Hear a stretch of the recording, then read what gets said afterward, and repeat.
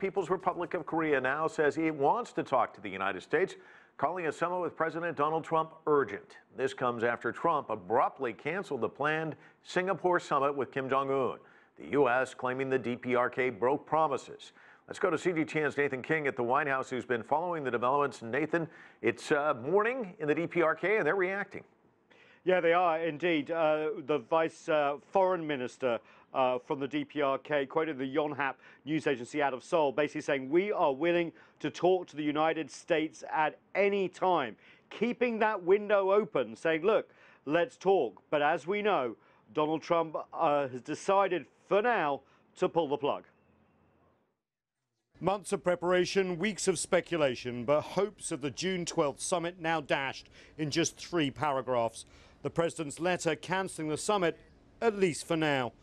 I believe that this is a tremendous setback for North Korea and indeed a setback for the world. And our military, which is by far the most powerful anywhere in the world, and has been greatly enhanced recently, as you all know, is ready if necessary.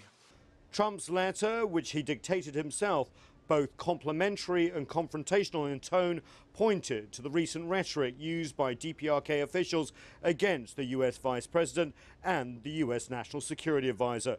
It said, in part, sadly, based on the tremendous anger and open hostility displayed in your recent statement, I feel it is inappropriate at this time to have this long-planned meeting. Therefore, please let this letter serve to represent that the Singapore summit, for the good of both parties, but the detriment of the world, will not take place. But it's not just words that have led to this summit's cancellation, it's policy too.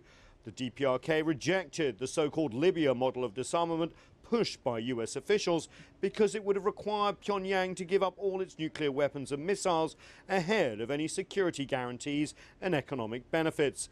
Pyongyang and other powers favored a gradual approach to build trust over time. The swift cancellation of the summit took many by surprise. South Korea's president had only just arrived back in Seoul after meeting Trump in the Oval Office. He expressed deep regret at the news. And China's state councillor and foreign minister Wang Yi in Washington Wednesday urged the US to take the historic opportunity. So where does that leave us? Well, at the moment, of course, the DPRK, as we said at the top there, reaching out. And, of course, this comes the day after they blew up, and we've got these amazing pictures coming in, haven't we? Their only nuclear test facility.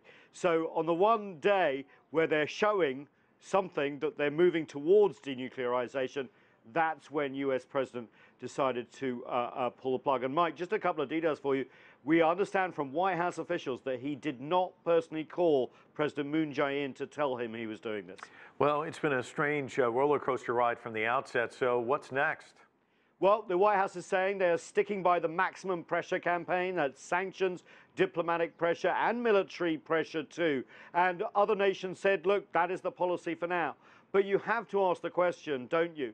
If the DPRK is showing that it's blowing up its nuclear test site, that it's not testing, that's delivering at least on the first stages of a denuclearization plan, can pressure be the only policy of the international community? And that's where you might see, of course, allies like Seoul and, of course, regional leaders like China start to differ with the U.S. approach on this. And that'll be worth watching. Nathan King, live at the White House. Thanks so much.